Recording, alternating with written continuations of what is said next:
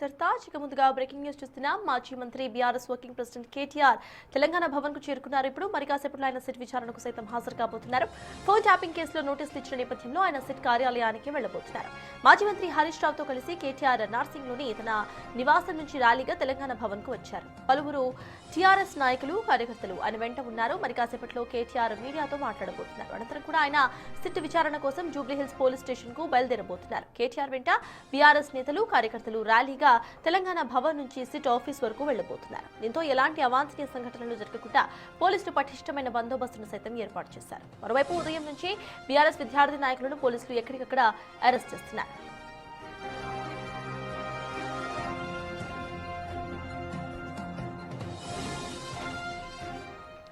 BRS హయాంలో రాజకీయ ప్రత్యర్థులు, పారిశ్రామికవేత్తలు, ప్రముఖులతో పాటు న్యాయమూర్తుల ఫోన్లు కూడా అక్రమంగా ట్యాప్ చేశారన్న ఆరోపణలు ఉన్నాయి. ఈ కేసుల్లో ఇప్పటికే అరెస్ట్ అయి పోలీసుల అధికారుల వాగ్మూలాలు, సాంకేతిక ఆధారాల నేపథ్యంలో కేటీఆర్ను ప్రశ్నించినట్లు తెలుస్తోంది. దీంతో పాటు బీఆర్ఎస్ ఆర్థిక లావాదేవీల గురించి ఆరా తీసే ఛాన్సెస్ కూడా కనిపిస్తున్నాయి. ఎలక్టోరల్ బాండ్లతో పాటు వేరే రూపంలో పార్టీకి ఆర్థిక వనరులు సమకూర్చడంలో ఫోన్ ట్యాపింగ్ పాత్ర గురించి తెలుసుకోవడంపై సిట్ దృష్టి సారించినట్లు తెలుస్తోంది.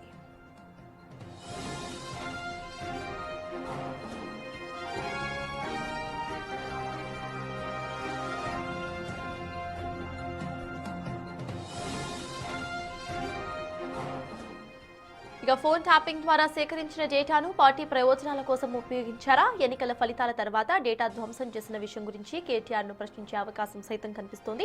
ఇటీవల సిట్ విచారణలో మాజీ మంత్రి హరీష్ రావు ఇచ్చిన స్టేట్మెంట్లోని అంశాల ఆధారంగా కేటీఆర్ను విచారించబోతున్నట్లు సమాచారం.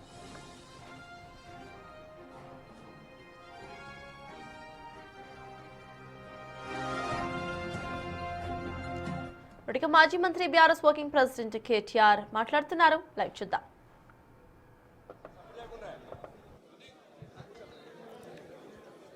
మీడియా మిత్రులందరికీ నమస్కారం.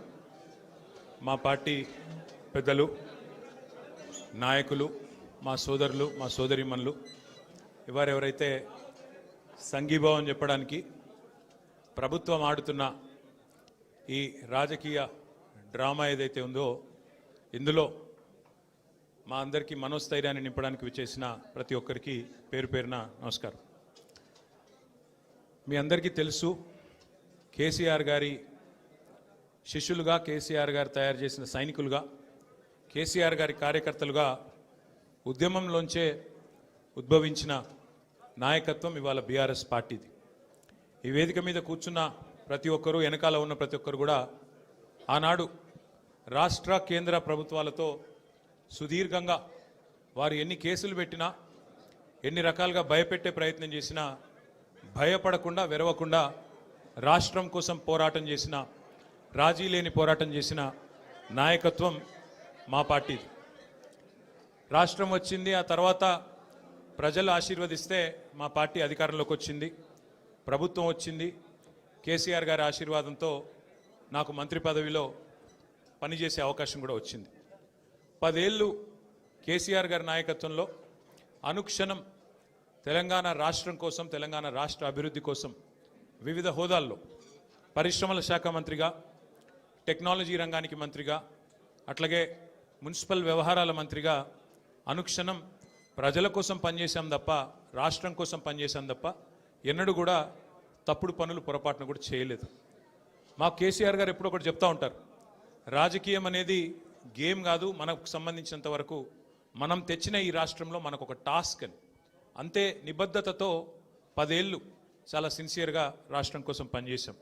అన్ని రకాలుగా మా నియోజకవర్గాలను ఎట్లా బాగు చేయాలి, మా జిల్లాలు ఎట్లా బాగు చేయాలి, మన పల్లెలు ఎట్లా బాగుండాలి, ఏ టాస్క్ మాకు మా నాయకుడిస్తే, ప్రజలిస్తే దాని నిబద్ధతతో తెలంగాణని గొప్పగా తీర్చిదిద్దేదానికి తాపత్రయపడుతూ అందరం కూడా సమిష్టిగా పనిచేసినాం. మేమెన్నడూ టైంపాస్ కార్యక్రమాలు చేయలేదు. ప్రత్యర్థుల కుటుంబాలను రాజకీయాల్లోకి లాగి, ప్రత్యర్థుల పిల్లల మీద బురద జల్లి, ప్రతిపక్షాల మీద కేసులు పెట్టి, ప్రతిపక్షాలను మరి కావాలని హరాస్మెంట్ చేసి ఆ టైప్లో టైంపాస్ పని చేయలేదు. మా నాయకుడు గొప్పతనం ఏంటంటే ఇవ్వని వాగ్దానాలను కూడా నెరవేర్చిన నాయకుడు కేసీఆర్ గారు. మేనిఫెస్టోలో చెప్పని హామీలను, మేనిఫెస్టోలో ఇవ్వని వాగ్దానాలను కూడా నెరవేర్చిన నాయకుడు కేసీఆర్ గారు. ఒక రైతు బంధు అయితేనేమి, ఒక కళ్యాణ లక్ష్మి అయితేనేమి, ఒక కేసీఆర్ కిట్ అయితేనేమి, ఇట్లా చెప్పుకుంటూ పోతే ఒకటి రెండు కాదు, ఎన్నో కార్యక్రమాలు మేము మేనిఫెస్టోలో చెప్పలేదు. కానీ చెప్పకపోయినా ప్రజాహితం కోసం మరి 10 ఏళ్ల పాటు మేము పనిచేసాం. ఇవాళ బాధ అనిపిస్తున్నది, ఎంక్వైరీలతో కాదు, ఎంక్వైరీలకు భయపడేటోడు ఎవడు లేడు, బాధపడేటోడు ఎవడు లేడు. కానీ ఇవాళ ఇంత కష్టపడి మరి కేసీఆర్ గారి నాయకత్వంలో ప్రజలు సాధించుకున్న ఈ రాష్ట్రంలోని పరిపాలన పిచ్చోడి చేతిలో రాయిలాగా మారిపోయింది. పరిపాలన మీద దృష్టి లేదు, పరిపాలన చేత కాదు, ప్రజలకిచ్చిన హామీలు నెరవేర్చే సత్తా లేదు. అసమర్థుడి జీవనయాత్రలాగా ఈ 2 ఏళ్ళు ఏదో నెట్టుకుంటూ టైంపాస్ చేసుకుంటూ వచ్చినారు. ఒక్కొక్క రోజు ఒక్కొక్క డ్రామా. కొన్ని రోజులు కాళేశ్వరం పేరిట డ్రామా, కొన్ని రోజులు గొర్రెల స్కామ్ అని డ్రామా, కొన్ని రోజులు ఫార్ములా ఈ పేరిట డ్రామా, మరికొన్ని రోజులు ఫోన్ ట్యాపింగ్ అని చెప్పి డ్రామా. ఇవాళ ఒక బాధ ఎక్కడ అనిపిస్తుంది అంటే, చదువు, సంస్కారము, మర్యాద, హుందాతనం ఉన్న ఒక పార్టీ నాయకుడిగా నేను చేసే విజ్ఞప్తి, నేను చేసే ప్రార్థన ఏంటంటే, ఈ పుట్టిన మట్టి సాక్షిగా, అంతరాత్మ సాక్షిగా అక్రమ అనైతిక పనులు నేనెన్నడూ కూడా చేయలేదు అనే మాట స్పష్టంగా చెప్తా ఉన్నాను. ఈ రెండేళ్లలో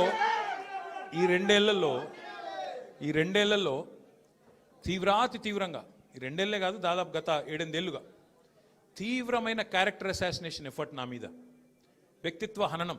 అంటే ఒక కుక్కను చంపే ముందు పిచ్చి కుక్కను ముద్రేయాలని ప్రయత్నం చేస్తారు కదా, నేనేదో డ్రగ్స్ తీసుకుంటానని, నాకేదో హీరోయిన్లతో సంబంధాలు ఉన్నాయని, లేని దిక్కుమాలిన వార్తలు రాసి నన్ను క్షోభకు గురి చేయడమే కాకుండా నా కుటుంబ సభ్యుల్ని, నా పిల్లల్ని, నా వాళ్ళు అనుకునే వాళ్ళందరినీ విపరీతమైన క్షోభకు గురి చేశారు. అయినా కూడా ఎన్నడూ బాధపడలేదు, బయటకు వచ్చి వేరే వాళ్ళలాగా దొంగ ఏడుపులు ఏడవలేదు. నేను నిబద్ధతతో పనిచేసిన నాయకుని కాబట్టి ఎవరికి భయపడకుండా 2 ఏళ్లుగా తలవంచకుండా పోరాటం చేస్తూ ఉన్నాను. ఇవాళ నేను ఏదో టెలిఫోన్ ట్యాపింగ్లో ఏదో విచారణ క్రమాన్ని పిలిచారు, బరాబర్ పోతాం, పోయి అడుగుతా. ఏమడుగుతా? ఏం తప్పు చేసింది మా ప్రభుత్వం అని అడుగుతా, ఎక్కడ తప్పు జరిగింది అని అడుగుతా. ఇవాళ వారు సమాధానాలు చెప్పాలి నాకు. గత 2 ఏళ్లుగా ఈ ఫోన్ ట్యాపింగ్ పేరిట ఒక డైలీ సీరియల్ మాదిరిగా, అంతులేని కథ మాదిరిగా లీకుల రూపంలో ఏదైతే మా వ్యక్తిత్వ హననం జరుగుతుందో దానికి బాధ్యులు ఎవరు అని అడుగుతా. ఎవరో హీరోయిన్ల ఫోన్లు ట్యాప్ అయినాయని మీరే ఒక 2 నెలలు నడిపిస్తారు డ్రామా. పోలీసు వాళ్ళు, కాంగ్రెస్ పార్టీ వాళ్ళు మీరే లీకులు ఇస్తారు, మీరే రాయిస్తారు, మీరే మళ్ళీ మీదికెళ్ళి మా వ్యక్తిత్వ హననం చేసే ప్రయత్నం చేస్తారు. ఇక వీళ్ళని బెదిరించిందట, వాళ్ళని బెదిరించిందట అని మీరే రాపిస్తారు 2 నెలలు. మళ్ళీ 3వ నెలలో మీరే రాపిస్తారు. ఏ హీరోయిన్ల ఫోన్ ట్యాప్ కాలేదు, ఎవరిది కాలేదు, అంతా బోగస్, ఇన్ని రోజులు మేము చెప్పిందంతా తూచ్ అని చెప్పి మళ్ళీ మీరే రాయిస్తారు. మరి నా పరువుకి, నా ప్రతిష్టకు కలిగిన నష్టానికి ఎవడు బాధ్యుడు? రేవంత్ రెడ్డి బాధ్యుడా? ఈ లీకులు ఇచ్చిన పోలీసు వాళ్ళు బాధ్యులా? రాసిన మీడియా వాళ్ళు బాధ్యులా? నేను అడుగుతా. అట్లా ఇంకో మాట కూడా నేను అడుగుతా.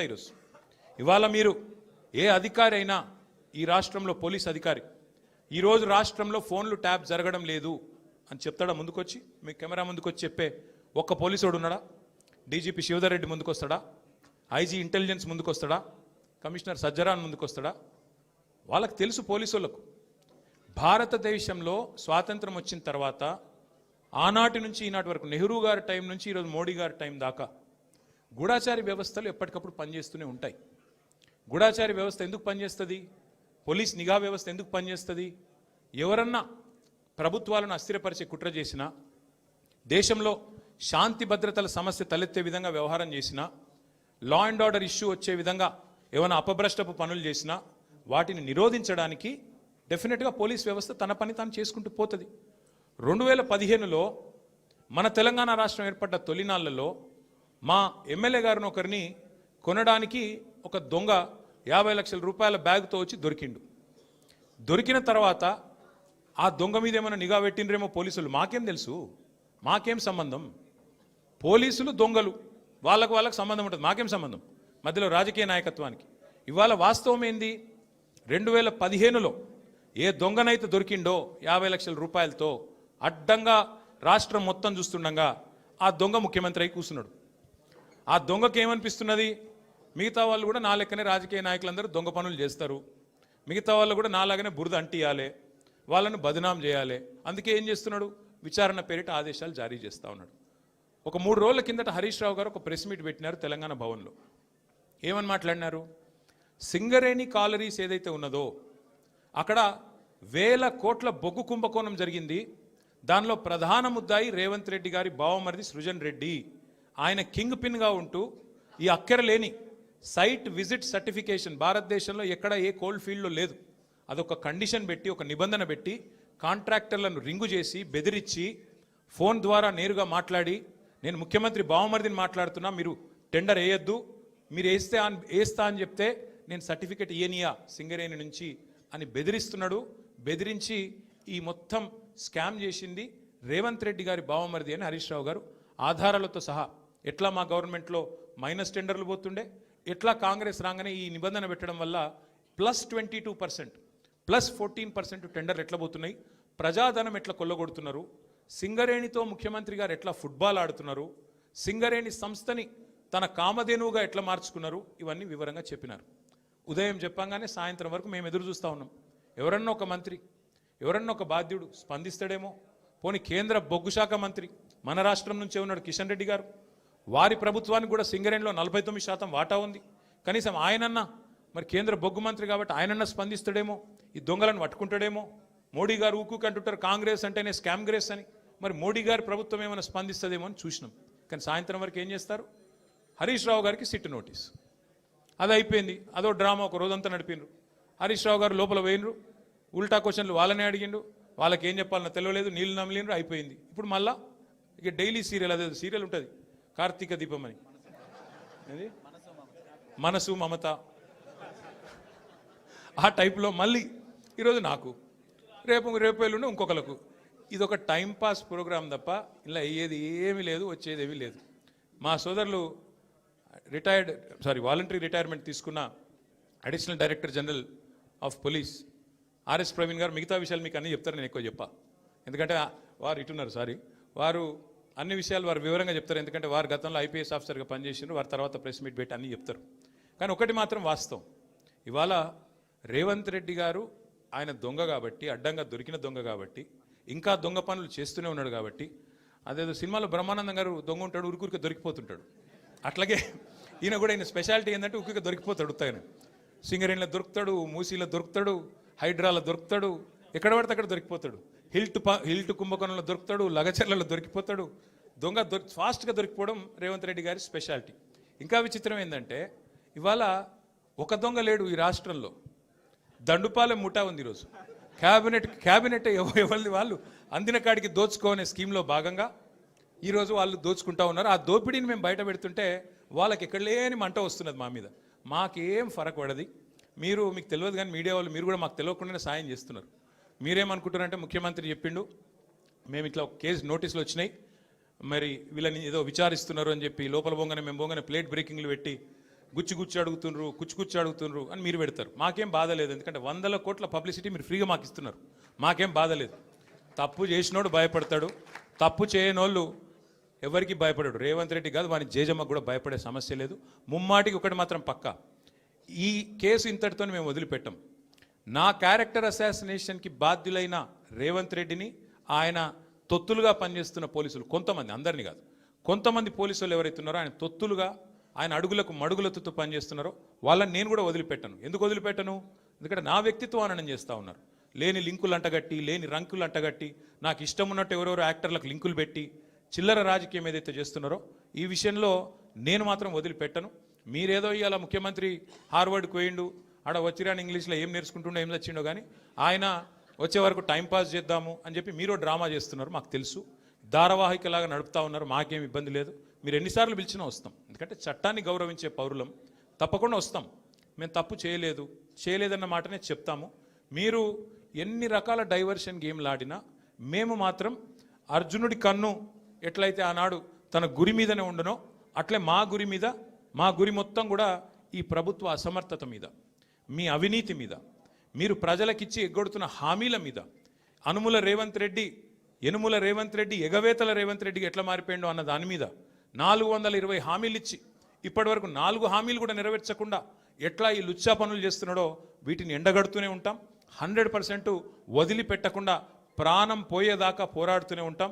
ఎవరికి భయపడకుండా, ఎవరికి తలవంచకుండా నిఖార్సైన తెలంగాణ బిడ్డలుగా, కేసీఆర్ గారి సైనికులుగా, కేసీఆర్ గారిని తిరిగి ముఖ్యమంత్రి చేసేదాకా మేమందరం కలిసికట్టుగా పనిచేస్తూ ఉంటామని చెప్పి తెలియజేస్తూ మీ అందరికీ కూడా సంఘీభావం చెప్పడానికి అరే ఆగురాబాయ్ సంఘీభావం చెప్పడానికి వచ్చిన ప్రతి ఒక్కరికి మళ్ళొకసారి ధన్యవాదాలు తెలియజేస్తూ మిగతా విషయాలు వాళ్ళు నన్నేం అడిగినరు, నేను వాళ్ళనేం అడిగినా అవన్నీ సాయంత్రం మిగతా విషయాలు మాట్లాడుకుందాం. Thank you.